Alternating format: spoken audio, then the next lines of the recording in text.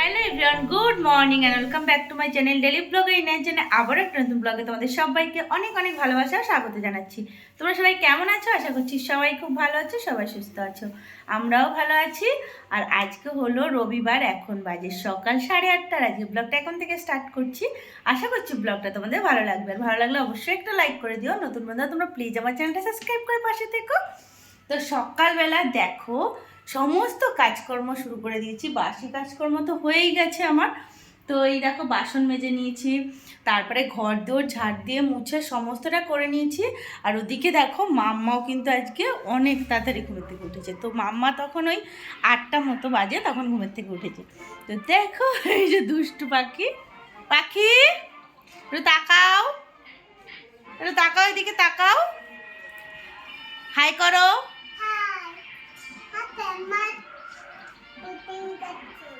মাছ, তো মাম্মা দেখছে এখানে টিভি, আমি এখন মাম্মার জন্য খাবার করব। তো তার জন্য দেখো রান্নাঘরে চলে এসেছি। আর সকাল সকাল সমস্ত রান্নাবান্না আগে অ্যাকচুয়ালি টিফিনটা করব, তারপরে মানে দুপুরে রান্নাবান্না করব। তো দেখো এখানে সকালে এখন করব এই যে পেঁয়াজকালি, আলু, ফুলকপি, এই সমস্তটা কেটে নিয়েছি, এটাকে ভাজবো। আর মানে এখানে রুটি করব, তার জন্য দেখো আটা মেখে নিয়েছি। তো এই রুটিটা করে ভাজাটা দিয়ে এখন সকালে খাবো। আর দুপুরের জন্য এখানে দেখো চিকেন, তো আজকে যেহেতু সানডে তো চিকেন হবে। আর এখানে ভাতের জন্য চাল ধুয়ে নিয়েছি। তো এগুলো দুপুরের রান্নাবান্নার প্রিপারেশান। আর এখন আমি এই রান্নাটা মানে রুটিটা করব আর ভাজাটাকে করে নেবো। তো চলো সঙ্গে থাকো, ভিডিওটা দেখতে থাকো, আশা করছি ভিডিওটা ভালো লাগবে। তো দেখো এখানে টিফিনের প্রসেসিং শুরু করে দিয়েছি। যেহেতু রুটি করতে বেশি সময় লাগবে না, সেই কারণে আগে ভাজাটাকে করে নিচ্ছি, কারণ ভাজাটা করতে একটু সময় লাগবে। তো আগে ভাজাটা বসিয়ে দিয়েছি। আর যেহেতু আটা মাখা রয়েছে, সেই কারণে রুটি করতে খুব একটা টাইম লাগবে না।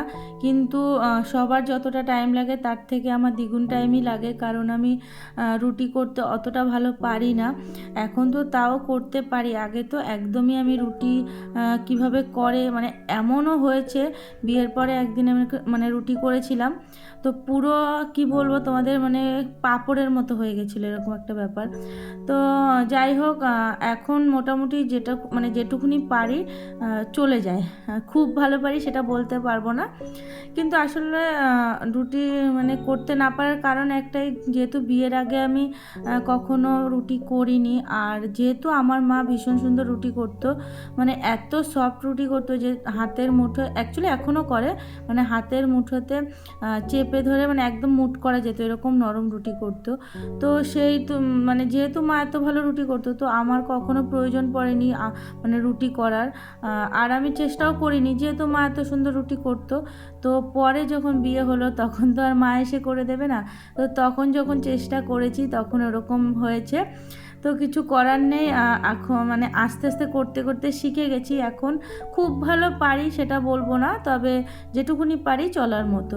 তো যাই হোক, এখানে দেখো রুটি দুটো হয়ে গেছে, দুটো রুটি আমি করেছি, যেহেতু ভাত রয়েছে তো ভাতটা আমি খাবো, রুটিটা মাম্মাকে খাওয়াবো। তো সেই কারণে দুটো রুটিও পুরো খেতেও পারে না, তো ও দুটো রুটি 1.5টা রুটি তো আর করা যায় না। তো যাই হোক, দুটো রুটি করে নিয়ে মাম্মাকে একটু ভাজার ওখান থেকে আলুটা তুলে ওটা দিয়ে খাইয়ে দিয়েছি, কারণ মাম্মার মুখে যদি পেঁয়াজকালি বা ফুলকপি এগুলো কিছু পড়ে তাহলে একদমই মুখে তুলবে না, মানে ওক ঠেলে বের করে দেবে। তো সেই কারণে শুধু আলুটাই নিয়েছি। যাই হোক, তারপরে আমি একটু ভাত খেয়ে নিলাম, কালকে একটু উচ্ছে ভাজা ছিল, আর এখানে যে পেঁয়াজকালি ভেজেছি সেটা দিয়ে খেয়ে নিয়েছি। আর ডিম সিদ্ধ মাম্মার জন্য করেছি, আমি আর খাবো না, অ্যাকচুয়ালি আমার ভালো লাগছে না ডিম সিদ্ধ খেতে, সেই কারণে আমি আর আজকে করিনি। আর এখানে দেখো সকালে সমস্ত খাওয়া দাওয়া করে দুপুরে রান্নাবান্নাতে চলে এসেছি। আর চিকেনটা ম্যারিনেট করে রেখেছিলাম খাওয়া দাওয়ার পরেই। তো তারপরে চিকেনটা দেখো এখানে মানে রান্না করছি। আর আমি কিন্তু একদমই জল দিইনি, যা জল হয়েছে চিকেন ম্যারিনেট করা হয়েছিল দই টই দিয়ে সেটার থেকেই বেরিয়েছে। যেহেতু আজকে ঝোল আমি করব না ভেবেছি, তো সেই কারণেই অ্যাকচুয়ালি জল আর দিইনি। তো কষা কষা মতোই করেছি। তো যাই হোক, দেখো চিকেন এখানে আমার পুরো রান্না কমপ্লিট হয়ে গেছে। এখন একটু গরম মশলা দিয়ে নিয়েছি, দেন নামিয়ে নেব। তো তারপরে চিকেন আর করব আজকে একটু টমেটোর টক, আর কিছু করব না, কারণ তোমাদের দাদাভাইয়ের চিকেন হলেই চলে যাবে, যেহেতু ও আস্তে আস্তে 3টে 3:30 বেজে যায়, তো অত বেলাতে এসে না বেশি ভাত খেতে চায় না। তো সেই কারণে শুধু চিকেন দিলেও ওর চলে যাবে। আর আমার যেহেতু খাবার লাস্টে একটু টক জাতীয় কিছু না হলে ঠিক ভালো লাগে না। এবং চিকেন একটু মশলা ধরনের জিনিস, তো এটা খাওয়ার পরে দেখবে মুখটা কেমন একটা হয়ে আসে। তো সবার অনেকে মিষ্টি খায়, কিন্তু আমার একটু টক হলে ভালো লাগে। যাই হোক, চলো এখানে রান্নাবান্না সম্পূর্ণটা কমপ্লিট হয়ে গেছে, তোমাদের একটু দেখিয়ে নিই। তোমরা তো জানোই কী কী রান্না হয়েছে, তবুও চলো এখানে চিকেনটা দেখালাম। আর এই দেখো, এই যে ভাজাটা উচ্ছে না সরি পেঁয়াজকালি দিয়ে মানে যে ভাজাটা করেছিলাম, অনেক রকমই মিশানো আছে ওখানে, পেঁয়াজকালি, তারপরে ওলকপি, ফুলকপি, সমস্ত কিছু আলু টালু মিশানো আছে। যাই হোক, এই ভিডিওটা হলো বিকেলের দিকে। তো গুড ইভিনিং এভরিওয়ান। তো 3জনে খাওয়া দাওয়া করে ঘুমিয়েছিলাম। তো এখন এই যে মাম্মা ঘুমের থেকে উঠে ওর পাপার সাথে খেলা করছে। তো আর কোনো ভিডিও করিনি, দুপুরের যা রান্নাবান্না ছিল সেটাই আমরা খেয়ে নিয়েছি। সেইগুলোই মানে রাত্রে আর ওই সকালবেলা যে আটা মেখেছিলাম সেখানে কিছুটা আটা ছিল, তো সেইখান থেকে রুটি করে দিয়েছিলাম। তো সেটা মাম্মার পাপা খেয়েছে, আর আমি ভাতই খেয়ে নিয়েছি। আর মাম্মাকে তো ভাত খাইয়ে দিয়েছিলাম, ভাত ছিল অনেকটাই।